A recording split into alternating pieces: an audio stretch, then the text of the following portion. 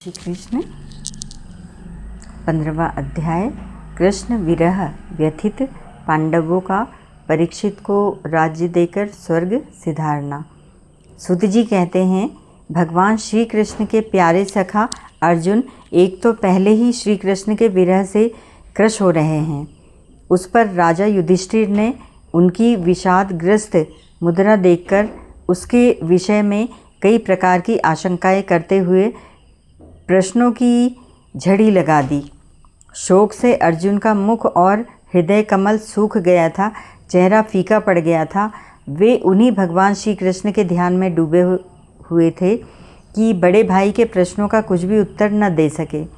श्री कृष्ण के आँखों से ओझल हो जाने के कारण वे बड़ी हुई प्रेमजनित उत्कंठा के परवश हो रहे थे। रथ हाँकने, टहलने आदि के समय भगवान ने उनके साथ जो मित्रता, अभिन्न हृदयता और प्रेम से भरे हुए व्यवहार किए थे, उनकी याद पर याद आ रही थी। बड़े कष्ट से उन्होंने अपने शोक का वेग रोका, हाथ से नेत्रों के आंसू पोंछे और फिर रूधे हुए गदे से अपने बड़े भाई महाराज युधिष्ठिर से कहा। अर्जुन बोले, महाराज, मेरे भाई अथवा अत्यंत घनिष्ठ मित्र का रूप धारण कर श्री कृष्ण ने मुझे ठग लिया। मेरे जिस प्रबल पराक्रम से बड़े बड़े देवता भी आश्चर्य में डूब जाते थे, उसे श्री कृष्ण ने मुझसे छीन लिया।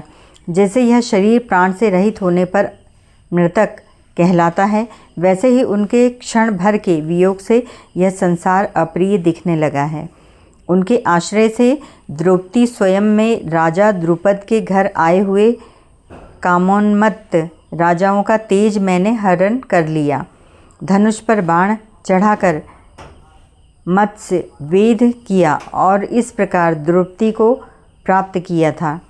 उनकी सन्निधि मात्र से मैंने समस्त देवताओं के साथ इंद्र को अपने बल से जीतकर अग्निदेव को उनकी तृप्ति के लिए खांडव वन का दान कर दिया और मैं दानव की निर्माण की हुई अलौकिक कला कौशल से युक्त मायामयी सभा प्राप्त की और आपके यज्ञ में सब ओर से आकर राजाओं ने अनेकों प्रकार की भेंटें समर्पित की। 10,000 हाथियों की शक्ति और बल से संपन्न आपके इन छोटे भाई भीमसेन ने उन्हीं की शक्ति से राजाओं के सिर पर पैर रखने वाले अभिमानी जरासंध का वध किया था। तदंतर उन्हीं भगवान ने उन बहुत से राजाओं को मुक्त किया जिनको जरासंध ने महाभैरव यज्ञ में बलि चढ़ाने के लिए बंदी बना रखा था। उन सब राजाओं ने अपने यज्ञ में अनेकों प्रकार के उपहार दिए थे। महारानी द्रौपदी राजसूय यज्ञ के महान अभिषेक से पवित्र हुए अपने उन सुंदर केशों को, जिन्हें दुष्टों ने भरी सभा में छूने का साहस किया था, बिखेर कर तथा आँखों में आंसू भरकर जब श्री कृष्ण के चरणों में गिर पड़ी, तब उन्होंने उसके सामने उसके उस घोर अपमान का बदला लेने की प्रतिज्ञा करके उन धूर्तों की स्त्रियों की ऐसी दशा कर दी कि वे विधवा हो गईं और उन्हें अपने केश अपने हाथों खोल देने पड़े। वनवास के समय हमारे वैरी दुर्योधन के षड्यंत्र से 10,000 शिष्यों को साथ बिठाकर भोजन करवाने महर्षि दुर्वासा ने हमें दुस्तर संकट में डाल दिया था। उस समय उन्होंने द्रौपदी के पात्र में बची हुई शाक की एक पत्ती का ही भोग लगाकर हमारी रक्षा की। उनके ऐसा करते ही नदी में स्नान करती हुई मुनि मंडली को ऐसा प्रतीत हुआ मानो उनकी तो बात ही क्या, सारी त्रिलोकी ही तृप्त हो गई हो। एक बार राजा दुर्योधन ने महर्षि दुर्वासा की बड़ी सेवा की।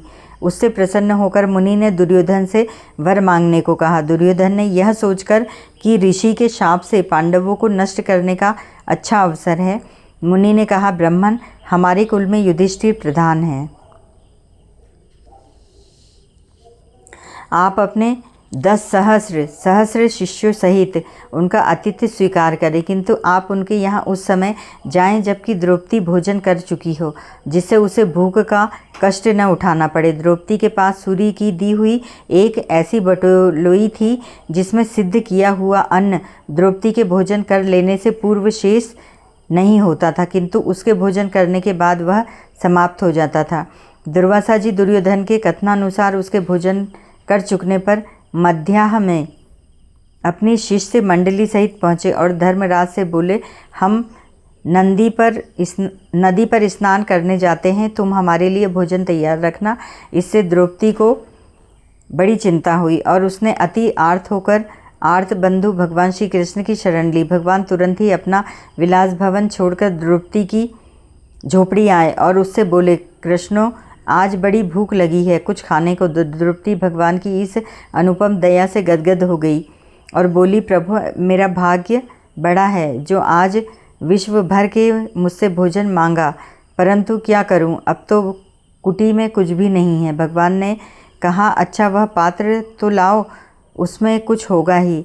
द्रौपदी बटलोई ले आई, उसमें कहीं शाक का एक कण लगा था।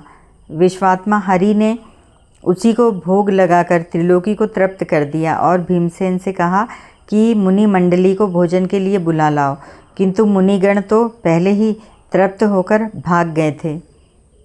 उनके प्रताप से मैंने युद्ध में पार्वती सहित भगवान शंकर को आश्चर्य में डाल दिया तथा उन्होंने मुझको अपना पाशुपत नामक अस्त्र दिया। साथ ही दूसरे लोकपालों ने भी प्रसन्न होकर अपने अपने अस्त्र मुझे दिए, और तो क्या, उनकी कृपा से मैं उसी शरीर से स्वर्ग में गया और देवराज इंद्र की सभा में उनके बराबर आधे आसन पर बैठने का सम्मान मैंने प्राप्त किया।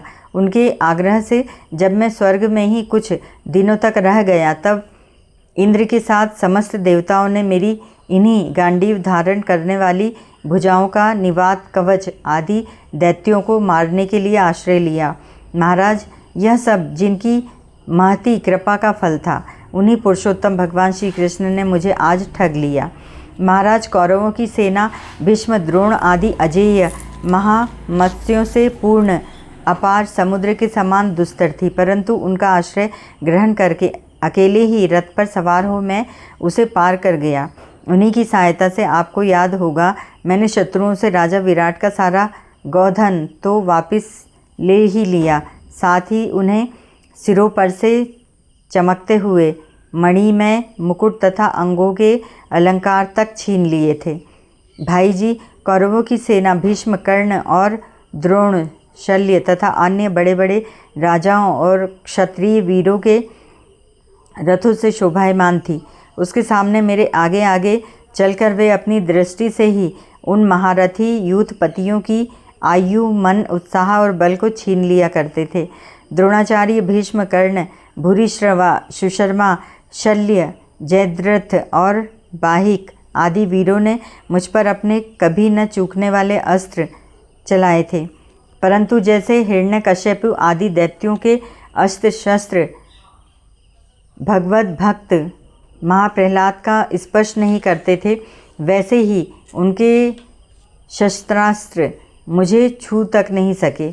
यह श्री कृष्ण के भुजदंडों की छत्र छाया में रहने का ही प्रभाव था। श्रेष्ठ पुरुष संसार से मुक्त होने के लिए जिनके चरण कमलों का सेवन करते हैं, अपने आप तक को दे डालने वाले उन भगवान को मुझ दुर्बुद्धि ने सारथी तक बना डाला।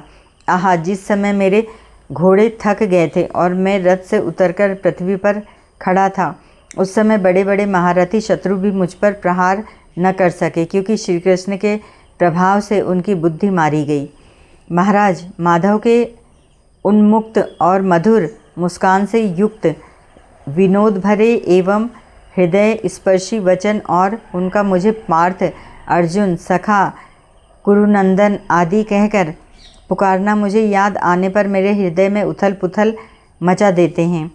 सोने, बैठने, टहलने और अपने संबंध में बड़ी बड़ी बातें करने तथा भोजन आदि करने में हम प्रायः एक साथ रहा करते थे। किसी किसी दिन मैं व्यंग से उन्हें कह बैठता, मित्र, तुम तो बड़े सत्यवादी हो। उस समय भी वे महापुरुष अपनी महानुभावता के कारण जैसे मित्र अपने मित्र का और पिता अपने पुत्र का अपराध सह लेता है, उसी प्रकार मुझ दुर्बुद्धि के अपराधों को सह लिया करते थे। महाराज, जो मेरे सखा प्रिय मित्र नहीं मेरे हृदय ही थे, उन्हीं पुरुषोत्तम भगवान से मैं रहित हो गया हूँ। भगवान की पत्नियों को द्वारका से अपने साथ ला रहा था, परंतु मार्ग में दुष्ट गोपों ने मुझे एक अबला की भांति हरा दिया और मैं उनकी रक्षा नहीं कर सका। वही मेरा गांडीव धनुष है, वे ही बाण हैं, वही रथ हैं, वही घोड़े हैं और वही मैं रथी अर्जुन हूँ, जिसके सामने बड़े बड़े राजा लोग सिर झुकाया करते थे। श्री कृष्ण के बिना ये सब एक ही क्षण में नहीं के समान सार शून्य हो गए हैं। ठीक उसी तरह जैसे भस्म में डाली हुई आहुति, कपट भरी सेवा और ऊसर में बोया हुआ बीज व्यर्थ जाता है। राजन, आपने द्वारकावासी अपने जिन सुहृद संबंधियों की बात पूछी है, वे ब्राह्मणों के शापवश मोहग्रस्त हो गए हैं और वारुणी मदिरा के पाने से मदोन्मत्त होकर अपरिचितों की भांति आपस में ही एक दूसरे से भिड़ गए और घूसों से मारपीट करके सबके सब नष्ट हो गए। उनमें से केवल 4-5 ही बचे हैं। वास्तव में यह सर्वशक्तिमान भगवान की ही लीला है कि संसार के प्राणी परस्पर एक दूसरे का पालन पोषण भी करते हैं और एक दूसरे को मार भी डालते हैं। राजन, जिस प्रकार जलचरों में बड़े जंतु छोटों को, बलवान दुर्बलों को एवं बड़े और भगवान भी परस्पर एक दूसरे को खा जाते हैं, उसी प्रकार अतिशय बलि और बड़े यदुवंशियों के द्वारा भगवान ने दूसरे राजाओं का संहार कराया। तत्पश्चात यदुवंशियों के द्वारा ही एक से दूसरे यदुवंशी का नाश करा के पूर्ण रूप से पृथ्वी का भार उतार दिया।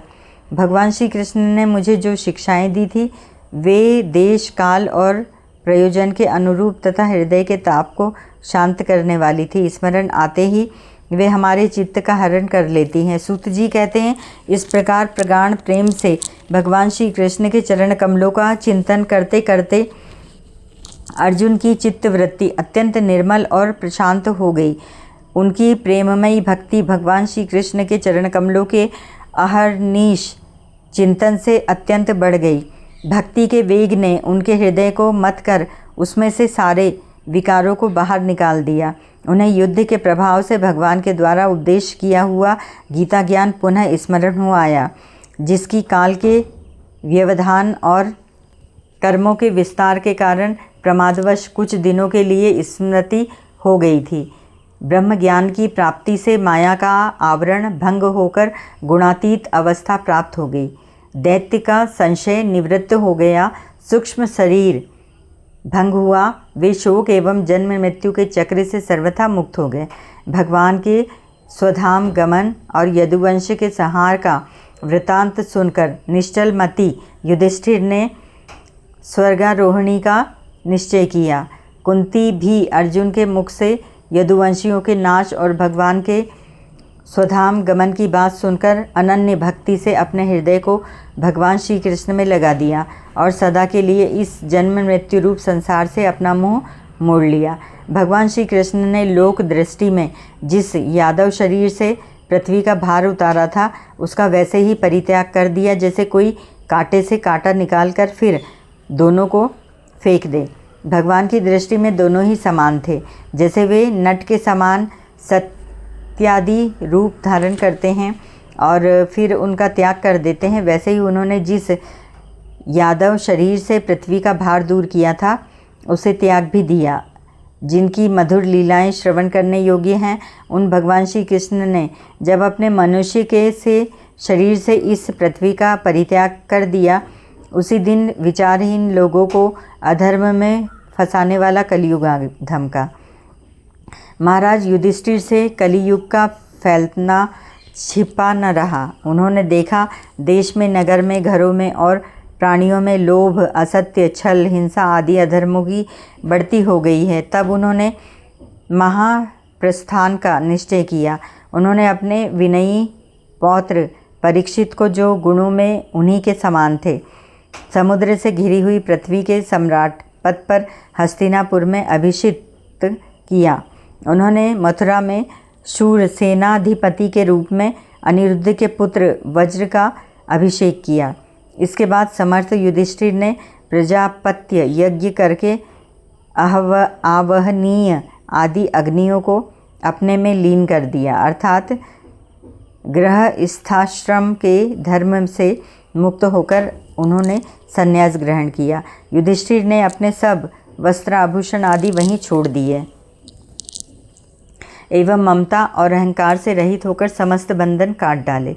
उन्होंने दृढ़ भावना से वाणी को मन में, मन को प्राण में, प्राण को अपान में और अपान को उसकी क्रिया के साथ मृत्यु में तथा मृत्यु को पंचभूतमय शरीर में लीन कर दिया। इस प्रकार शरीर को मृत्यु रूप अनुभव करके उन्होंने उसे त्रिगुण में मिला दिया।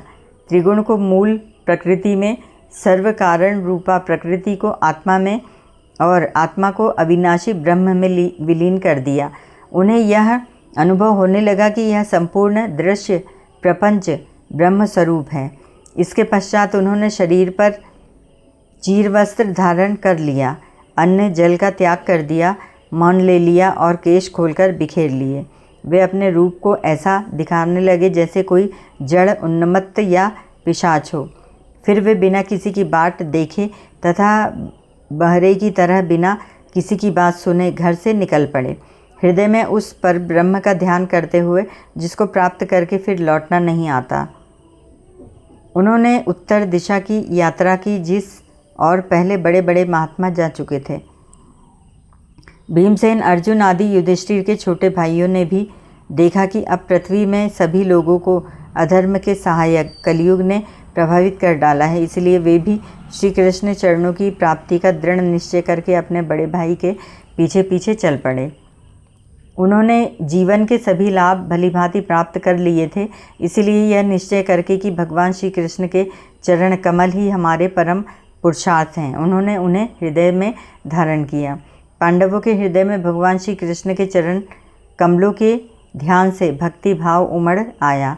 उनकी बुद्धि सर्वथा शुद्ध होकर भगवान श्री कृष्ण के उस सर्वोत्कृष्ट स्वरूप में अनन्य भाव से स्थित हो गई, जिसमें निष्पाप पुरुष ही स्थिर हो पाता है। फलतः उन्होंने अपने विशुद्ध अंतःकरण से स्वयं ही वह गति प्राप्त की जो विषयासक्त पुरुष मनुष्यों को कभी प्राप्त नहीं हो सकती। संयमी एवं श्री कृष्ण के प्रेमावेश में मुग्ध भगवन्मय विदुर जी ने भी अपने शरीर को प्रभास क्षेत्र में त्याग दिया। उस समय उन्हें लेने के लिए आए हुए पितरों के साथ वे अपने लोक यमलोक को चले गए। द्रौपदी ने देखा कि अब पांडव लोग निरपेक्ष हो गए हैं, तब वे अनन्य प्रेम से भगवान श्री कृष्ण का ही चिंतन करके उन्हें प्राप्त हो गईं। भगवान के प्यारे भक्त पांडवों के महाप्रयाण की इस परम पवित्र और मंगलमयी कथा को जो पुरुष श्रद्धा से सुनता है वह निश्चय ही भगवान की भक्ति और मोक्ष प्राप्त करता है। हरिओम तत्सत।